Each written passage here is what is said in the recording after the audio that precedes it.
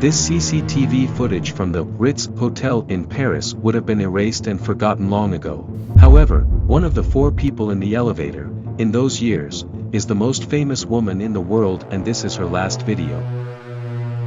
At midnight, all 4 will go out through the back door, sit in a Mercedes, and a few minutes later a tragedy will occur, circumstances and suspicious details that will be discussed by the whole world. Diana's death came as a shock.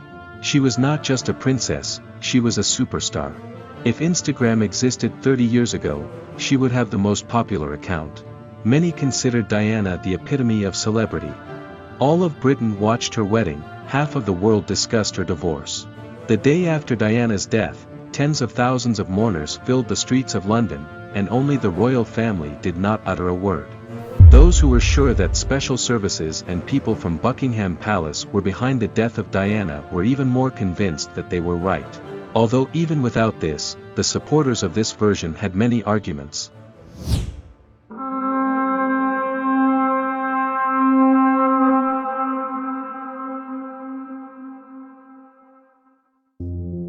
My name is Fred Maximoff. This is a 3046 case. The events took place in the summer of 1997. London, United Kingdom of Great Britain. It was a time when people wore funny clothes and no less funny hairstyles. YouTube and Instagram did not yet exist then, and most of the news was learned from newspapers. That is why the tabloids will play an important role in this story. They will make Diana a superstar. They will also be partly to blame for her death. A few weeks before the tragic night in Paris, the front pages of the British tabloids will be covered by these pictures. The photographs were taken on a tip from Diana herself, so she took revenge on her ex-husband Prince Charles and his mistress. For these shots, the photographer received £250,000 from the newspaper. At that time, Diana was the only woman in the world whose photo in a swimsuit could cost so much. Dodi Al-Fayed, heir to his father's vast financial empire, is one of 4 people in the elevator.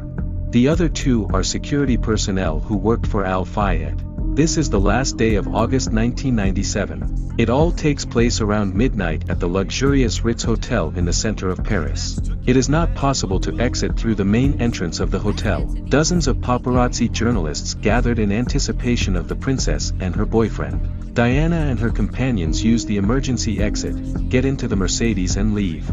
The secret maneuver worked, but not for long. Several paparazzi on cars, motorcycles and scooters begin the pursuit. Mercedes leaves for the embankment of the River Seine and approaches the tunnel under the Alma bridge. Once Diana was not famous. Once she was just a girl from an aristocratic family from central England. The marriage of Earl Johnny Spencer and his young wife Frances Rosh began to fall apart before Diana was born, but the public breakup occurred when the future princess was 6 years old. The reason for this was almost the same circumstances that would destroy her family and the Princess of Wales herself several decades later. In the early 50s, it was difficult to find a better match in British high society than John Spencer. His pedigree goes back to the 15th century. Johnny himself was a handsome 30-year-old man. Although it was already the second half of the 20th century, the marriage traditions of British high society strongly resembled a mixture of Pride and Prejudice and the Bridgerton series. Balls, palaces, tuxedos and dresses. Mutual feeling is welcome, but not guaranteed. For Mother Frances Rosh, one of the main tasks in life was to successfully marry her daughter, and she succeeded. A long-standing acquaintance with the royal family played a big role. Diana's grandmother introduced John Spencer to her daughter Frances when Frances was only 15 years old. Because of this, the family had to wait several years before the newlyweds could enter into a legal marriage. By the early 60s, Frances already had 3 children, one of whom died as an infant. The tragedy was aggravated by the fact that it was a boy. Then, instead of the long-awaited heir, Diana was born on July 1, 1961. It is difficult to say what exactly destroyed the marriage of the parents of the future Princess of Wales. Perhaps it was social norms and traditions that forced Frances to marry right out of school, and Johnny to take Frances as his wife, despite an almost announced engagement to another girl. Perhaps the reason for the divorce was the death of the first son. Perhaps the financial difficulties of John Spencer.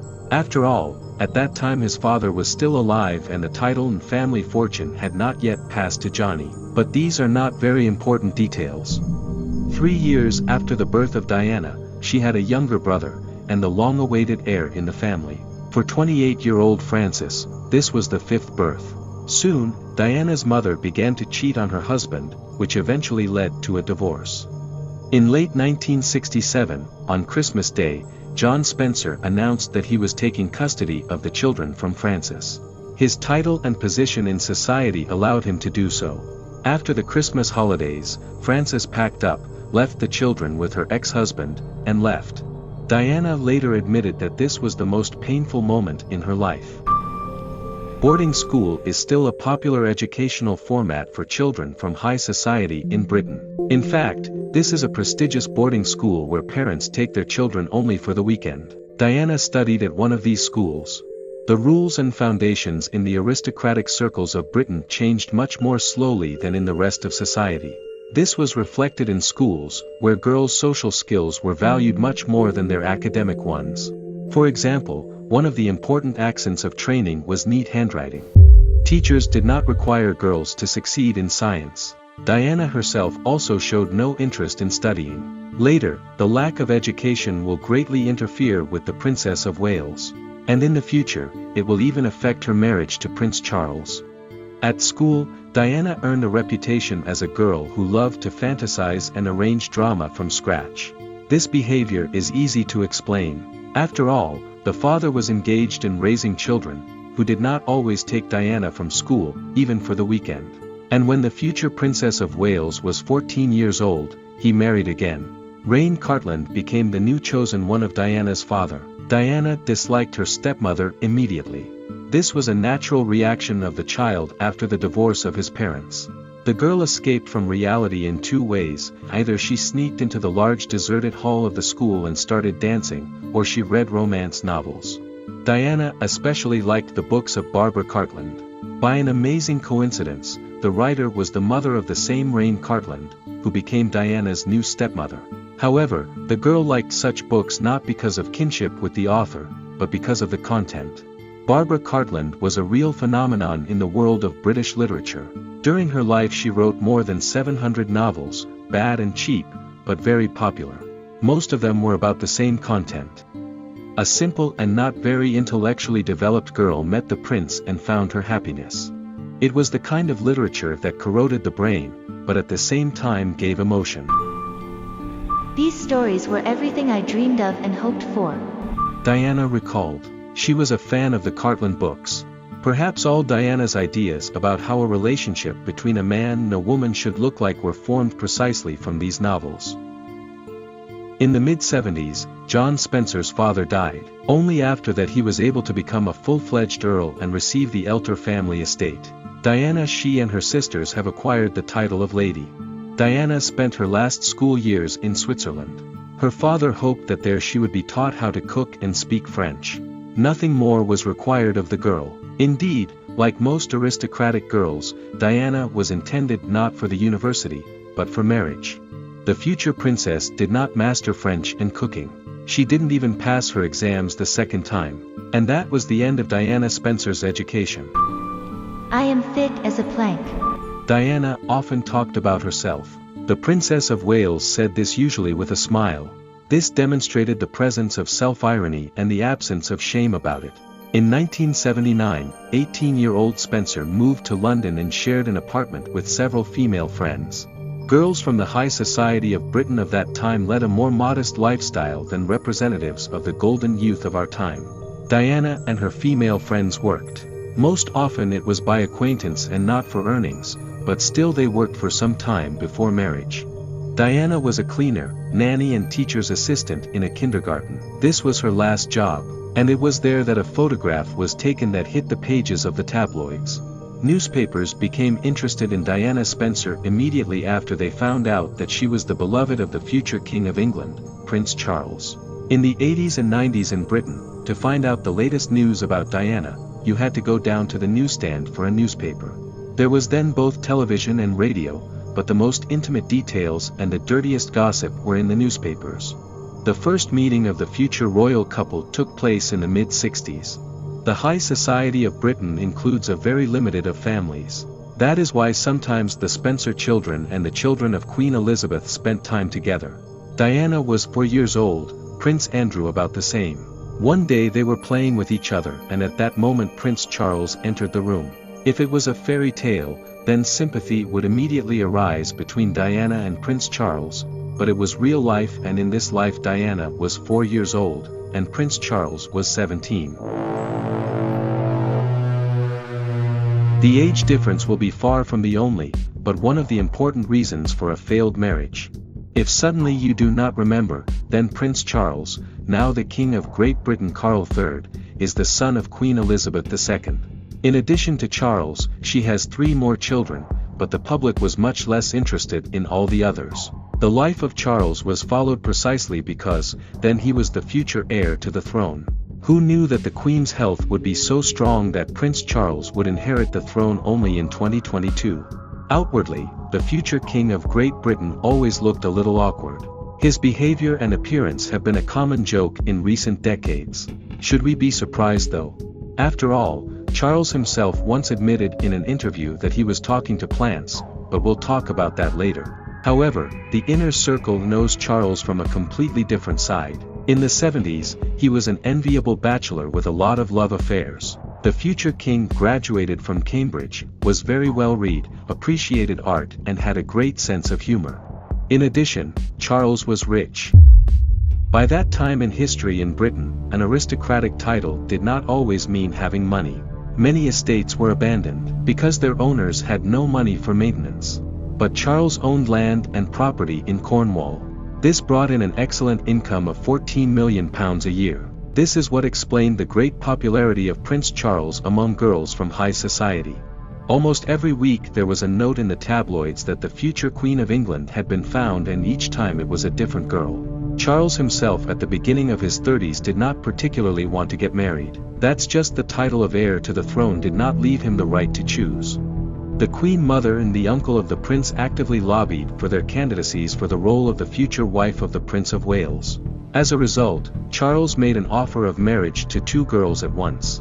Both of them refused, because they understood that the royal title is a burden, and the realities of life in the palace are far from fabulous. Another reason for the refusal could be that both potential brides knew about the feelings that Charles had for a girl named Camilla Shent. Among the many novels of Charles before Diana, it was the relationship with Camilla that was special. She was a girl from high society, but at the same time she was very ordinary. Camilla loved to spend time in nature, horseback riding and fishing. Everything that the prince himself adored and that Princess Diana would later hate. Camilla's relationship with Charles lasted 6 months in the early 70s. Then he went to do military service on the ship, hoping that Camille would be waiting. There is a version that if the future King of Great Britain had made a marriage proposal before his departure, then everything could have turned out differently. Camilla could agree and this video would lose all meaning. But most likely, Charles would have expected a refusal from both the Queen and Camilla herself. Elizabeth would not have approved of the candidacy because of the rich love life of the chosen one before Charles. And Camilla herself, despite the affair with the heir, was in love with a completely different person. It was Andrew Parker Bowles. Thus, in the early 70s, they developed an interesting love polygon. Prince Charles was in love with Camilla. Camilla was not opposed to a relationship with Charles, but was in love with Andrew Parker Bowles. Andrew Parker Bowles was not opposed to a relationship with Camilla, but had many other affairs, including with Princess Anne. Princess Anne is the only daughter of Queen Elizabeth II and the sister of Prince Charles. As a result, the engagement and wedding of Andrew Parker Bowles and Camilla took place quickly. Members of the royal family probably contributed to this. Charles was still doing his military service on the ship at the time. However, Camilla's marriage was unsuccessful from the start.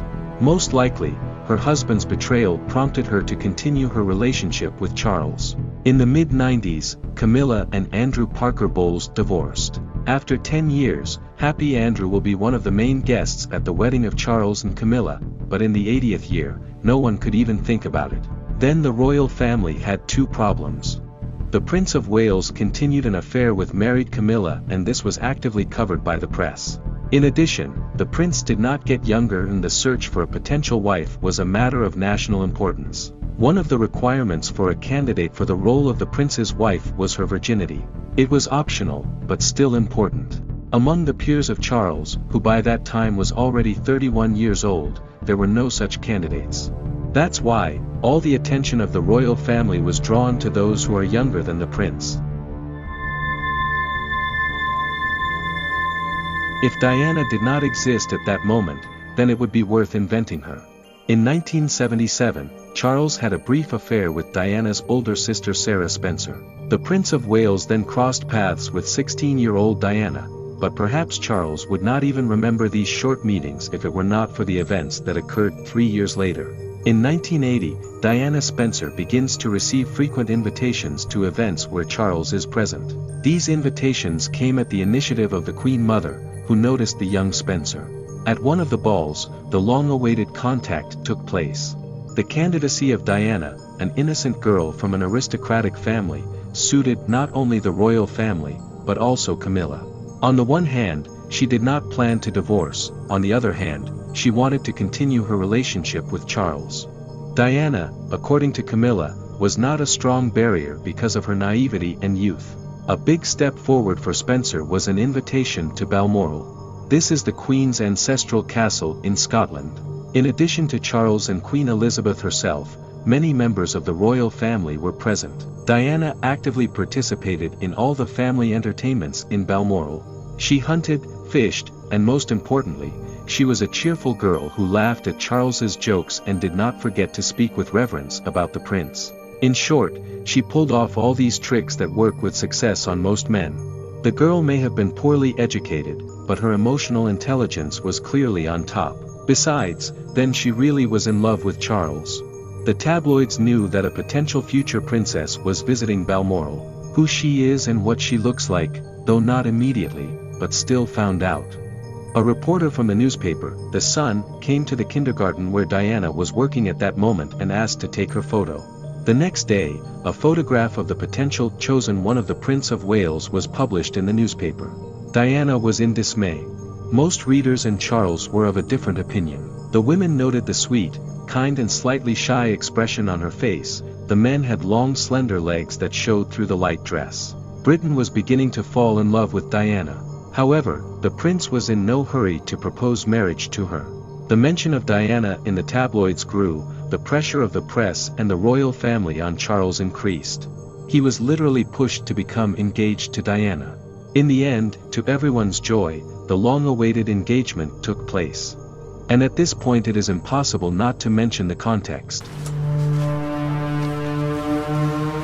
In the late 70s and early 80s, Britain and the monarchy were going through hard times. The appearance of punks was a response to the huge unemployment rate among young people and the isolation of the establishment from real life. The monarchy seemed to be under threat. However, doubts about the greatness of the royal family were dispelled at the moment when the country saw these shots. The wedding of the Prince of Wales and Diana Spencer was the epitome of a fairy tale for a huge number of people from Britain and other countries. The fabulous money spent on this event interested only the most ardent critics of the monarchy. None of this mattered, but what was really important was the modest girl in the white dress. Only yesterday no one knew her, and today she rides in a carriage, surrounded by royal guards, to become a princess. However, fairy tales are too far from reality. Diana is still considered a style icon, but the choice of a wedding dress raises many questions and bewilderment. Lot of dress and very few princesses. Diana herself, many years after the wedding, experienced that feeling for which there is a special word, cringe. Although what was expected from a 19-year-old girl, this is how the dress of the princess looked in her dreams, which she probably imagined while reading romance novels. None of the employees of the royal court helped Diana with the choice. The 19-year-old girl herself, with a couple of designers, created a dress that 700 million people would then see. 6 months from the engagement to the celebration, Diana lived at Buckingham Palace. Buckingham Palace is the main residence of the Queen and absolutely everything, at that time, worked there for only one person, Queen Elizabeth II.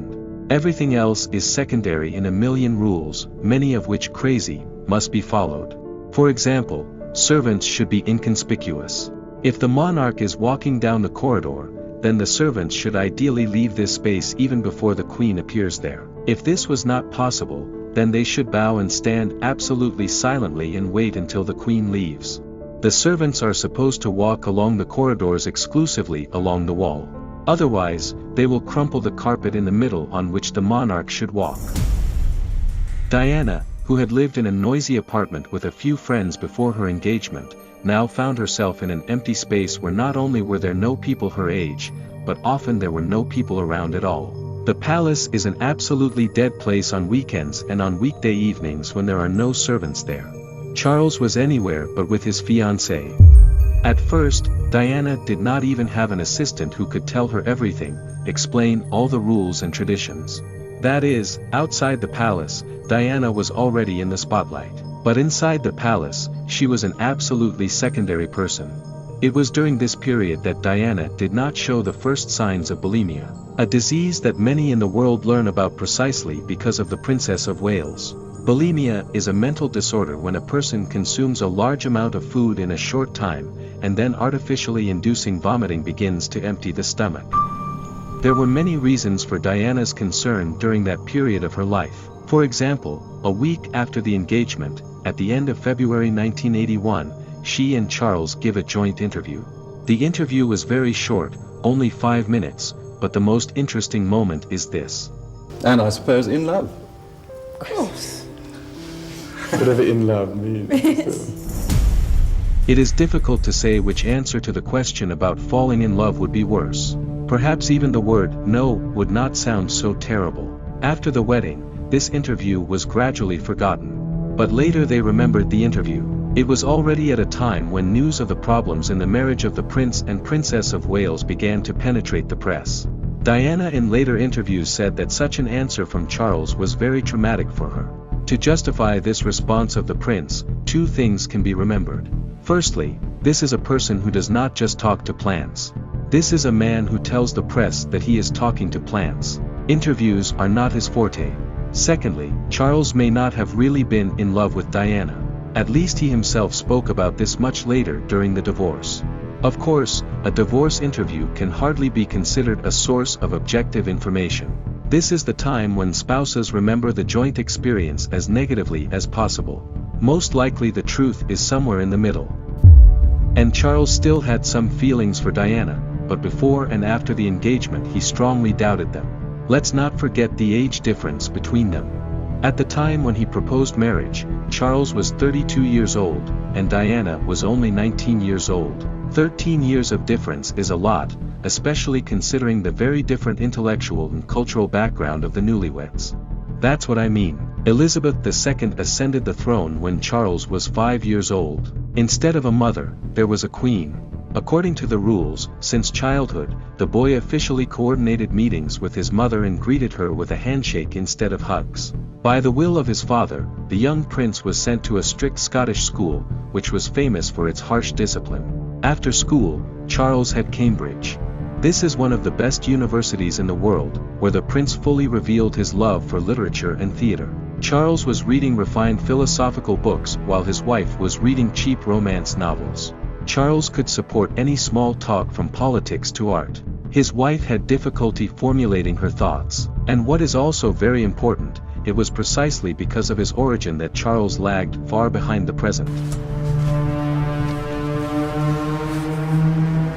He had no contact with the outside world since birth. Pop music for him was opera. And if the chronological gap between the newlyweds was only 13 years, then the psychological difference in the perception of the world was 30 years. Even before the wedding, Diana began that very cognitive dissonance, when the expectation did not coincide with reality. Life in the palace was not at all what she had imagined. But most importantly, the prince was not the one she read about in romance novels. Diana began to realize that she was in love with the image of Prince Charles from her dreams, and not with a real person. After all, she didn't know him at all. Just imagine, from the very beginning of the relationship between Diana and Charles and until the moment of the wedding, they saw each other only 13 times. It is impossible not to recall the gift of Charles to Camilla, which he decided to make shortly before his wedding. Then Diana accidentally found a bracelet for Prince X's lover, and in her later interviews Diana talked about how much it upset her. Despite all this, the wedding took place. This happened only because this event was in the interests of all parties. The royal family found a wife for an heir. Diana realized a youthful dream. Britain finally got its princess. The new Princess of Wales had the hope that all the troubles after the engagement would disappear by themselves, the royal family would accept her as their own, Charles would spend time with his young wife and forget about Camilla forever. But none of this happened. On the contrary, the situation only got worse. The royal family in relation to Diana can be partially justified by the following. All these people, including Charles, were brought up and lived in absolutely closed conditions. They had little contact with the outside world. It sincerely seemed to them that Diana, by definition, should have been familiar with the unspoken and overt rules of conduct within the royal family. But the Princess of Wales belonged to a completely different generation of aristocratic children. To those who loved to walk around London, followed modern trends in music and fashion, and were not at all so reverent about their status. All this was very unusual for the royal family. Okay, maybe this is the moment to say a few words about what the monarchy and the Queen in particular meant to Britain 40 years ago and still means today. So, 500 years ago, the power of the English king was absolute. In the morning, he could attack someone, cut off heads during the day, and arrange a grand feast in the evening. 150 years ago, the power of the monarch was more modest, but still significant. Today, as in the 80s, the monarch essentially had no power. But the importance of a king or queen is difficult to overestimate. The monarch is not a prime minister who comes and goes. The monarch is a symbol of history, a symbol of a country and a symbol of traditions. Throughout their lives, members of the royal family, and especially the monarch, instead of what they would like, are forced to do what is required of them. This can be abandoned and there have been such examples, but these are more exceptions than the rule. If you are going to visit London or the UK and want to learn more about the life of the royal family and British traditions, then on our partner website you can find hundreds of tours and excursions for every. Link to the site in the info box and in the first comment under this video. By making a purchase through this link, you will greatly support the development of our channel and the creation of new interesting stories for you. So we continue. The aloofness towards Diana on the part of the Queen and her husband Prince Philip was explained precisely by the centuries-old relations within the royal family. Elizabeth ascended the throne very early due to the death of her father. She was just over 20 years old. Her whole life and the life of her inner circle is the service to the crown. Minimal optionality is part of professional duties. That's why, the royal family could not understand the depressed and psychological state of Diana, her tantrums and breakdowns. There were two main reasons for this behavior. The first reason is absolute loneliness. Nobody cared about Diana in the palace. The second reason is Diana's confidence in Charles's ongoing romance with Camilla, even after the wedding. And most likely Diana was right, despite the fact that Charles officially said that his romance with Camilla resumed only 5 years after the wedding in 1986. But it was a lie. Even during the honeymoon, he called to Camilla. They were later spotted together at several events. It is these relationships that will become the main reason for the development of bulimia in Diana. The girls of the Spencer family were predisposed to eating disorders due to psychological problems. For example, in her older sister Sarah, this manifested itself in anorexia. Diana's constant bouts of vomiting further repelled Charles from her. In 1982, the relationship between the prince and princess began to improve. First, Diana was pregnant, then their son, the future Prince William, was born, and less than a year later, the couple went on their first big foreign tour. It was a famous trip to Australia and New Zealand. To say that it was a success would be a gross underestimation. In each of the cities, the Prince and Princess of Wales were greeted by cheering crowds. Men, women and children were absolutely delighted. All the first pages of the local press were devoted specifically to the visit of the royal family. Photos of happy Diana and Charles dancing at a charity ball and playing with their little son created the illusion of a happy fairy tale marriage. In fact, everything was much more complicated. In rare pictures from this tour, you can see the puzzled face of the princess and even outright hysteria. Such tours of the royal family are not entertainment. This is always a well-thought-out political action. In this case, it was an incredibly responsible visit. Australia was once a British colony. Today it is a constitutional monarchy. It was the same 30 years ago. The official head of state is the British King. In those years, the head was Queen Elizabeth II. But not all Australians are happy with this state of affairs. There are quite a lot of supporters of independence there. In the early 80s, these sentiments among the population were very popular in Australia. The success of the visit of Diana and Charles was so huge that by the end of their trip, the vast majority of Australians were in favor of preserving the monarchy. But the most important thing is that the main merit in this did not belong to Charles, but to Diana. When the couple got out of the car, the jubilant crowd chanted, "She's coming," instead of, "They're coming," or simply exclaimed, "D." When the car with the royal couple passed people standing on both sides of the road, the people who were on the side of Prince Charles did not hide their disappointment.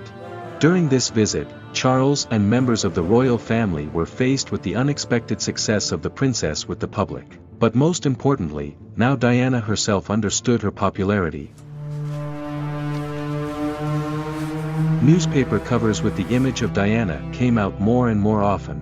The editors quickly realized one simple secret. The face of the Princess of Wales on the front page was guaranteed to increase sales. Diana not only began to realize her popularity, she began to enjoy it. The princess carefully studied each article dedicated to her person. The royal family's confusion about Diana's popularity was also understandable.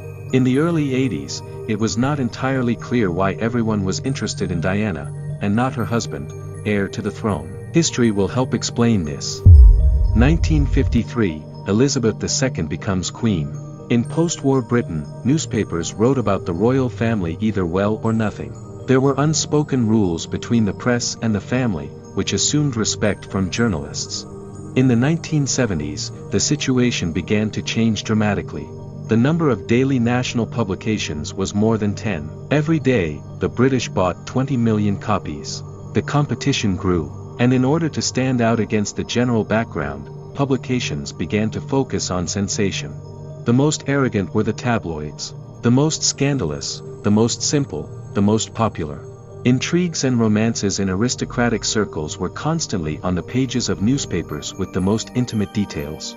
For example, the publication of the diaries of an escort who had a relationship with the Minister of Defense in the late 60s gained immense popularity. The famous Profumo Affair. It was a scandal throughout the country, the resignation of the minister, millions of newspapers. Despite this, the royal family was not touched. True, the monarchs did not give a reason for this. The life of Buckingham Palace and its inhabitants was the most boring. So boring that newspapers sometimes forgot to write about this or that visit of the Queen. Diana has become a great occasion for publications. Young, lively, emotional and open.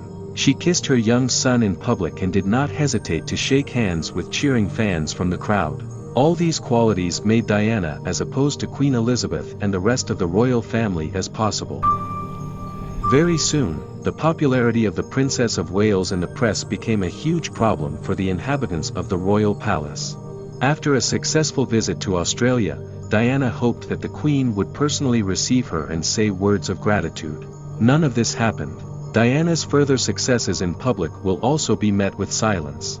Since it was not possible to establish relations with any of the members of the new family, Diana created a new social circle for herself. They were representatives of the fashion world, employees of the Vogue magazine, stylists and designers. Meeting with them as well as shaping her public image has become Diana's new hobby.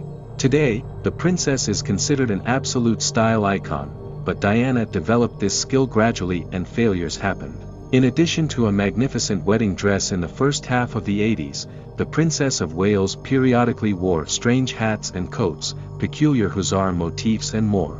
Diana experimented a lot. Not all experiments were successful, but an impeccable style was eventually formed. It was thanks to the Princess of Wales that London became the fashion capital of the world in the 1980s. The growing popularity of Diana greatly irritated her husband. The servants of the palace repeatedly witnessed quarrels during which antique dishes and antiques were broken. Just imagine this family scene, an 18th century chair crashing through the window of the royal residence. It was perhaps the most exquisite scandal in the history of mankind. Of course, if you think seriously, then at that moment it became clear that not only family relationships were collapsing, but also a unique historical chance. After all, if you combine the huge popularity of Diana and the intellectual abilities of Charles, then this couple could achieve enormous political and humanitarian results. Prince Charles, despite his slightly ridiculous public image, is not only an intelligent person and an interesting conversationalist, but also one whose ideas were often ahead of their time. Just imagine, he started talking about the importance of global warming and alternative energy sources long before it became mainstream. A separate mega project of Charles was the development of organic farming. In itself, his idea was great, but the PR was weak. In 1984, the couple had a second son, Prince Harry. The relationship of the couple at that moment was so terrible that after a few years, many will seriously discuss that Harry's father was a completely different person. But more on that later. Of course, the main factor that ruined the relationship between the Prince and Princess of Wales was Charles's ongoing affair with Camilla Parker Bowles. But in the mid-80s, Diana still continued to fight. On the 37th birthday of the Prince of Wales, she created an unexpected surprise for him. It was supposed to be a classic opera concert, which, in addition to Charles and Diana, was attended by a large number of aristocratic audiences. During this event, Diana suddenly appeared on the stage and began to perform a dance number to the then popular song, Uptown Girl. It became one of the highlights of the last season of The Crown. The audience was delighted. Charles was furious. Unfortunately, there is no real video of this event, but some witnesses said that Charles was not that very annoyed, he was rather distant and cold. And it rings true. For 24-year-old emotional Diana, this was a cool gift. For the 37-year-old Charles opera buff, it was a strange sight. 6 months before these events, Charles and Diana attended a huge charity concert. David Bowie, Mick Jagger, Sting, Freddie Mercury and other major world stars performed at this concert. That momentous event is still remembered today. But the Prince of Wales later said that it was some kind of pop concert at which his wife dragged him. Aggravated the relationship of the royal couple and their place of residence. In the mid-80s, they spent most of their time at Charles's residence Highgrove in central England. Diana didn't like this place. She knew that Charles only bought the estate because Camilla Parker Bowles lived there. The entire royal family was aware of the ongoing romance of Charles and Camilla. Of course, they did not approve of what was happening and even tried to influence the prince. But he was an adult, so everyone expected that Diana had to come to terms with the fact of betrayal. As you already understood, the life of the royal court is somewhat reminiscent of a Brazilian TV series. Everyone has their secrets and relationships on the side. But according to unspoken rules, all this should remain within the family and not interfere with the performance of royal duty. Diana did not accept this fact, but could not do anything. Charles was still more often absent from her life than present. And in 1985, the princess begins an affair with her bodyguard Barry Mannakee. A year later, their relationship will become known to the authorities of Mannakee from the Royal Guard and he will be transferred to another duty station. 9 months after that, Mannakee will be dead. Diana believed to the end that the death of her bodyguard was not an accident. This is also believed by numerous supporters of the conspiracy version of the death of Diana herself. But if you can really see suspicious details in a car accident in a Paris tunnel, then what happened to Mannakee is pretty obvious.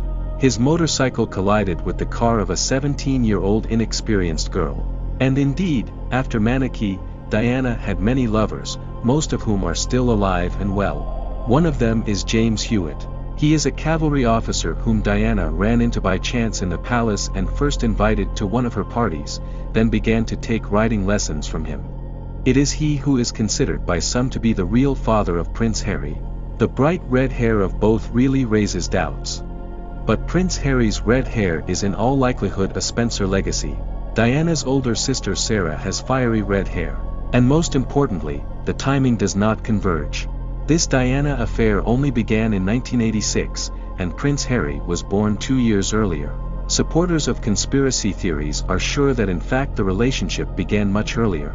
A DNA test could put an end to it, but of course no one will do it. Hewitt himself, for whom the affair with Diana later became the main form of income, gave opposite versions of what happened on TV shows and interviews. The relationship between Diana and James Hewitt will be interrupted and resumed. Diana herself put the final point in 1990 when the information gets into the tabloids. Then she just stopped relationship. There is a version that Prince Charles was aware of his wife's love affairs and did not interfere with this because he believed that it was for the benefit of Diana herself and their marriage. In a way, he was right. By the end of the 80s, the Princess of Wales had already become a real celebrity. She met with the world's top politicians and show business stars. On her 27th birthday, the press called Diana the best thing that happened to the monarchy. Elizabeth II was furious. In those days, Britain was ruled by 3 women: Queen Elizabeth, Prime Minister Margaret Thatcher and Princess Diana. Among them, Diana absolutely naturally enjoyed incredible popularity against the backdrop of a distant queen and a tough Thatcher. In the second half of the 80s, despite all the troubles in her personal life, Diana understands that she can use her popularity for the benefit of society. It was then that her charitable initiatives began, the main of which was AIDS. In those years, a new unknown deadly disease swept the world, but due to lack of information, AIDS was literally demonized. All the sick immediately became social outcasts. In 1987, the country's first AIDS hospital opened in London. Diana was very worried before his visit, but it was there that something happened within the walls of the hospital that can be called one of the main merits of the princess. She not only communicated with the sick, but also shook hands with them. To understand the courage of this act, it is enough to know that out of 10 patients, only 1 agreed to be photographed, and even he did it with his back to the camera. It was just one of the many charity events the Princess of Wales attended. Some people reproached her that in this way she made up for her need for applause and everyone's attention. Some of this could be true. Sometimes Diana would deliberately set event dates to coincide with Charles's events, and the next day she would outshine him in all publications. But at the same time, she visited hospitals and homeless shelters many times without the press, simply taking her sons with her so that they could see the other side of life. By the early 1990s, the tabloids that had largely created Diana's popularity began to cross the red line towards the royal family. Although even before that they sometimes allowed themselves bold antics. For example, in 1982, when Diana was pregnant for the first time, her photos in a bathing suit were published in the newspapers. For the time, this was highly unethical. Fashion among celebrities to be photographed naked during pregnancy will come much later. But in the early 90s, the masks were dropped. It all started with the publication of the stolen intimate correspondence of Charles's sister, Princess Anne. This was followed by a scandal and she and her husband announced a divorce. But it was only an aperitif. The most intimate details of the betrayals of Diana and Charles were waiting for the main course.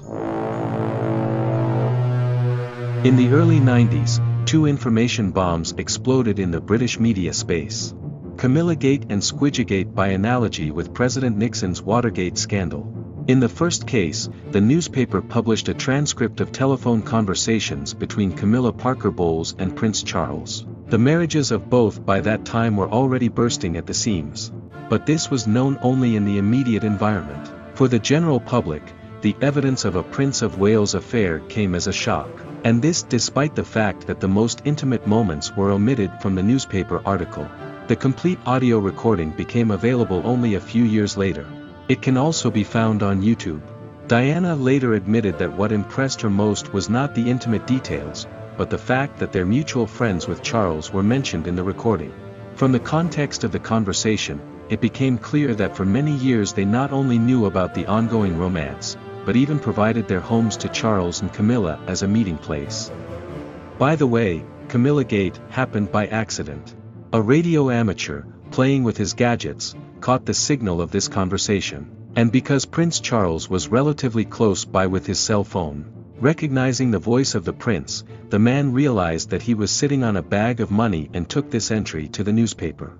Charles and Camilla were simply unlucky then. Cell phones were still far from perfect, but the story of Squidgygate, that is, the origin of the recording of the conversation between Princess Diana and her lover James Gilbey, is not so obvious.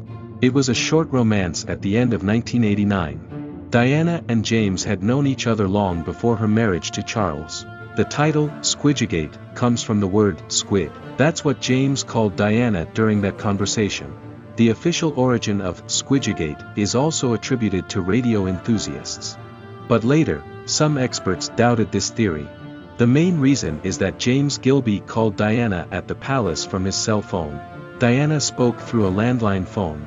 One of the examinations showed that a recording of this quality could only be made from a landline phone, which means the source wasn't Gilbey's phone. Moreover, the radio amateur who allegedly made this recording was later confused in his testimony regarding the day of the recording. This could be believed if the conversation did not take place the day before Christmas. This is a date that is difficult to confuse. That is, it is quite obvious that the wiretap was installed right in the palace.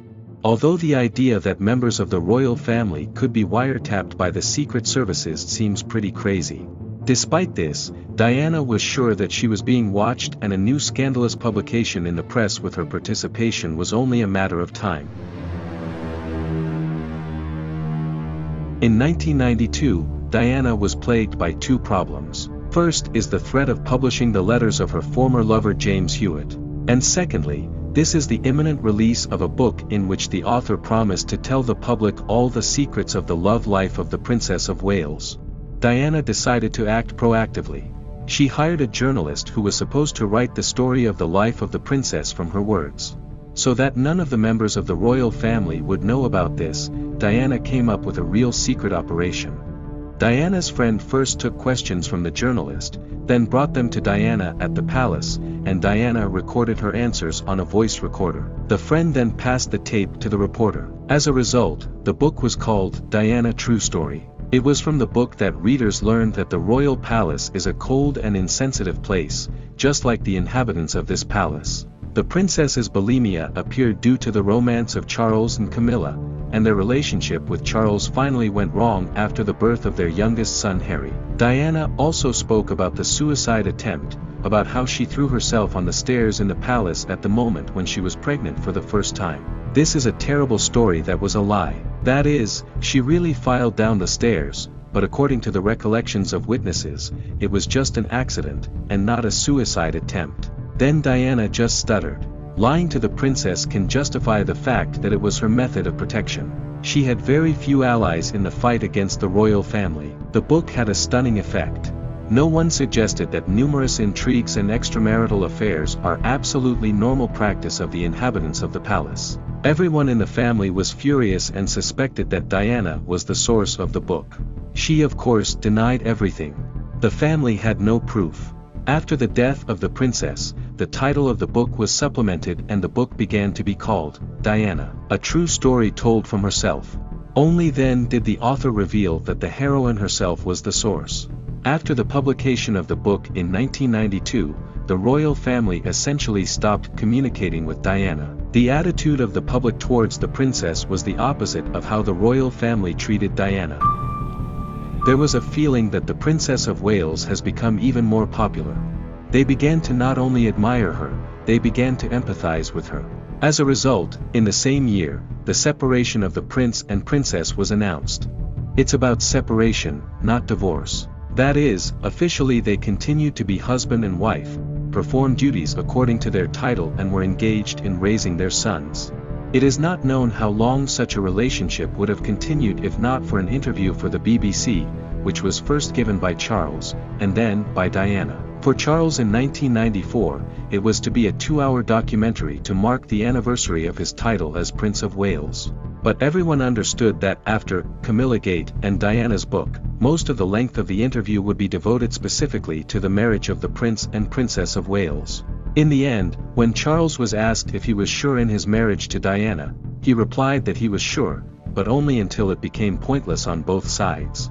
Many viewers later said that they were not even struck by the very fact of the betrayal of the heir to the throne. Everyone had guessed about this before.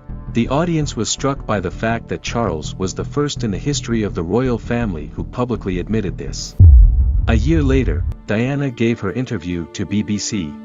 There she told a lot that was previously known from the biography, but this interview will go down in history with the following phrase of Diana. Well, there were 3 of us in this marriage, so it was a bit crowded. After these interviews, it became obvious that the divorce of the Prince and Princess of Wales was only a matter of time. And so it happened. In 1996, as a result of the agreement, Diana retained the title of Princess of Wales and custody of the children. But it was clear to everyone that from that moment on, the main decisions in the life of her sons would be made by the royal family. Because the case concerned potential heirs to the throne, Diana lost the title of Her Royal Highness, which she did not particularly regret. Also, an important aspect was the amount that Charles had to pay Diana after the divorce. This amount was £17 million. At that time it was a lot of money. It is this amount that is explained by the fact that Diana, like other members of the royal family, was not aware of her spending. For example, during the divorce process, the lawyers found out that she was spending £3,000 a week on a hairdresser. In any case, 17 million was enough to start life from scratch. At one of the public events in 1996, Diana's interlocutor said that he was sorry that the fairy tale of the Princess of Wales had such a sad ending. Diana smiled and objected that this is not the end, this is a new beginning. Diana lost some of her privileges, including round-the-clock security. Now she was only accompanied to public events on behalf of the crown. Part of her duties as a member of the royal family, she continued to perform. One of the guards who worked with Diana at the time recalled that she was very cheerful and open, always sitting in the front seat of the car, although according to the rules she was supposed to sit in the back. She loved to walk in casual clothes and ride a bicycle with her sons. The level of her popularity did not exactly fall after the divorce, perhaps even the opposite. Her friends were famous politicians and world celebrities. Even in her wardrobe there were noticeable changes. For example, there were short dresses. It was generally considered taboo for members of the royal family. Even before the official divorce from Charles, she began an affair with Hasnad Khan. They met by chance when Diana visited a friend in a London hospital where Khan worked as a surgeon. Khan is from Pakistan. He was a very modest man who shunned publicity. At first, he and Diana managed to keep the romance secret, despite the fact that the paparazzi were hunting for the Princess of Wales day and night. They both liked to keep this atmosphere of secrecy. Khan bought dinner at a KFC restaurant, hid in the trunk of Diana's car, and thus he entered Kensington Palace unnoticed. It was there that the Princess of Wales continued to live after the divorce. Diana took their relationship so seriously that she traveled to Khan's family in Pakistan and even considered converting to Islam. At the same time, Diana continued her humanitarian mission. In 1997, at the suggestion of the Red Cross, she went to Angola. There, the civil war, which lasted more than 20 years, was coming to an end. During that conflict, anti-personnel mines became widespread. The situation was so serious that there were 15 million mines per 12 million people in the country. A huge number of people were without arms or legs. At the same time, there was a worldwide discussion regarding the ban on the use of anti-personnel mines, and the UK officially opposed the ban. Diana visited the city of Quito, which was considered the most dangerous place in the country.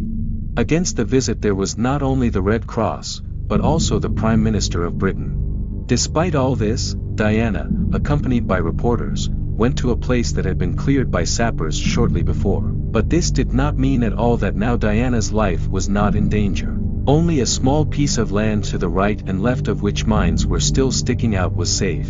And what's more, a few days before Diana's visit, several children were blown up at the same place checked by sappers. Diana didn't just walk through the minefield, she did it several times because some of the photographers didn't have time to take the picture. These shots, of course, took the first pages of the British press. Under pressure from the public, the government had to support a ban against the use of mines. Moreover, a couple of months later, the Prime Minister's party lost the election and the Labourites, led by the young Tony Blair, came to their place. But the press did not only deify the Princess of Wales. The tabloids knew that the news about her was the key to huge sales. It doesn't matter what the news is about. Soon, information appeared in the newspapers about her affair with Hasnad Khan, and not just a romance, but an engagement. Although, of course, the information about the engagement was fake. For the humble Khan, this meant the end of the relationship. He was not ready to sacrifice his privacy. Diana was devastated. Amid the breakdown of her relationship, her obsessive thoughts about surveillance almost turned into paranoia. In the summer of the same 1997, she accepted the invitation of businessman Mohammed Al Fayed to spend his holidays at his villa in the south of France. Al Fayed, born in Egypt, was a very wealthy British entrepreneur. But despite his billion-dollar fortune, the British establishment did not accept him as an equal. But he had a son, Dodi. The marriage of his son to the Princess of Wales could improve the position of Mohammed. So, thanks to his father, Dodi Al-Fayed met Diana. Their relationship quickly hit the tabloid pages. Some of these photos were taken at the tip of Diana herself, in order to take revenge on Charles and Camilla, who just turned 50 years old in the middle of summer. It was the sequence of all these events that led to the fact that on the night of August 31, 1997, Diana, Dodi Al-Fayed and two security officers ended up in a Mercedes that crashed into a support in a tunnel under the Alma bridge in Paris. The paparazzi were on the spot immediately because they were chasing Diana's car. Some of them tried to help the squeezed people in the Mercedes, while others continued to perform their official duties. Despite the fact that literally minutes later, by a lucky chance, a doctor drove past the accident and was able to provide first aid to Diana, she died in the hospital a few hours later. The next day in Britain was known as Quiet Sunday, not because national mourning was declared, but because many residents of the country took to the streets to silently honor the memory of the princess. The streets of London were strewn with flowers, messages for Diana and soft toys. Many world leaders, including British Prime Minister Tony Blair, have publicly expressed their condolences. The members of the royal family and Queen Elizabeth herself did not say anything. Gradually, conspiracy theories regarding the death of Diana began to gain momentum. All these theories can be reduced to one idea. What happened was not an accident, the secret services and the royal family are behind it. According to one report, the driver was blinded by lasers. According to other sources, the sniper fired at the wheels. And thirdly, the mysterious car that pushed the Mercedes into the support is to blame. Fans of conspiracy theory called Diana's pregnancy from Al Fayed, which the palace did not want to allow, the reason for what happened. But in fact, there was no pregnancy. The vast majority of conspiracy theories appeared in the press and thanks to Dodi's father Mohammed Al Fayed. He spared no expense on articles and documentaries that actively promoted the idea of intelligence involvement. Al Fayed probably realized his partial guilt in the death of Diana and his son, because it was he who lobbied for their relationship. What really caused the death of the Princess of Wales was a tragic set of circumstances. The paparazzi chasing the Mercedes certainly played their part. Dodi Al-Fayed, unlike Diana, was very nervous, because he was not yet used to such attention. He pressured the driver to drive faster. If Al Fayed and Diana, who was sitting in the back seat, were fastened, then most likely they could survive. Later, an examination showed that the driver of the Mercedes was drunk. In addition, he was not a driver, in general. Henri Paul was the Ritz's deputy head of security with personal problems that he dealt with through alcohol. The only survivor of all four was the guard sitting to the right of the driver. The driver himself and Dodi died on the spot. Someone blamed the sluggishness of French doctors for Diana's death. Allegedly, she was taken to the hospital too late. But the truth is that the princess could not be saved even if the hospital was directly opposite the scene of the tragedy. Her condition was very difficult. The Queen and the rest of the family remained silent at first, despite condemnation from the British. The problem is that the closed institution of the monarchy considered Diana's death to be exclusively a family matter. The funeral was planned to be held privately and quietly, but under pressure from the public, the royal family gave up. First, they visited a spontaneous memorial, after the Queen made an address to the nation on television. The death of Princess Diana came as a shock to the whole of Britain. Prince Charles seriously feared for his safety. After all, many blamed him and the royal family for the death. The monarchy had to change. Of course, traditions, rituals and other duties are still observed. And judging by the interview that Prince Harry and Meghan Markle gave Oprah Winfrey, life in the palace is still far from a fairy tale. But changes did follow. In 2005, Prince Charles was finally allowed to marry Camilla. Diana's children Prince William and Prince Harry married girls of non-noble blood. Today, the royal family is everywhere from Instagram to Twitter and YouTube. Of course, monarchs personally are unlikely to maintain their accounts, but it was simply impossible to imagine such a degree of openness before Diana. But we will probably see the main achievement of Diana later. Her son Prince William, who married for love and who was raised by the princess with an open display of concern, would someday become the King of Great Britain. And this, most likely, will be a completely different monarchy. I encourage you to check out this amazing story too.